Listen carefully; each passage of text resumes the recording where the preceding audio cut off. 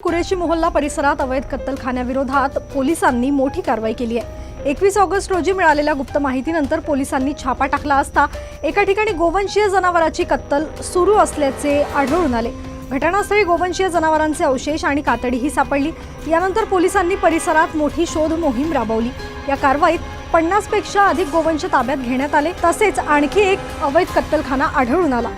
सहाय्यक पोलीस अधीक्षक अपराजिता अग्निहोत्री यांच्या मार्गदर्शनाखाली आणि पोलीस निरीक्षक प्रशांत महाजन व पीएसआय अजय पाटील, मयूर वाळुंजकर, संदीप घुगे, संदीप जोनवाल, अमोल गायकवाड तसेच योगिता पाटील यांनी या कारवाईत सहभाग घेतला। आज कुरेशी मस्जिद परिसरामध्ये एकूण 3 ठिकाणी आम्हाला गोवंश बद्दल माहिती मिळालेली होती। त्या अनुषंगाने आमच्या एसडीपी ऑफिसचा स्टाफ तसेच आमच्या पोलीस स्टेशनचा स्टाफ अशा संयुक्त कारवाईमध्ये एकूण कुरेशी मस्जिद परिसरामध्ये एकूण 50 गोवंशाची, त्यामध्ये जास्तीत जास्त 90% पेक्षा जास्त गायी आहेत, त्यांची सुटका करण्यात आलेली आहे।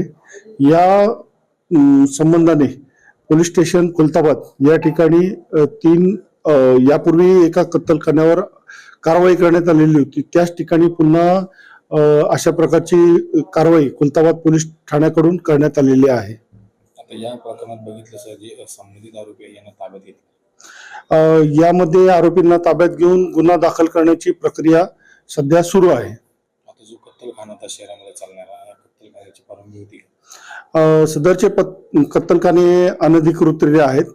त्याकरता आम्ही नगर परिषद सीओ यांना यापूर्वी पत्रव्यवहार केलेला आहे आणि असे जर अवैध कत्तलखाने किंवा जर अवैध प्रकारे चालत असतील तर ते डेमोलिश करण्यासाठी आम्ही त्यांच्याशी पत्रव्यवहार केलेला आहे। सर, आता खुलताबाद शहरामध्ये बघितलं अशा प्रकारची कारवाई पुढे सुरू राहणार आहे का? अगदी बरोबर आहे। हा तर पवित्र श्रावण महिना, यामध्ये तर कारवाई सुरू आहेच आहे, परंतु यापुढेही अशा प्रकारची कारवाई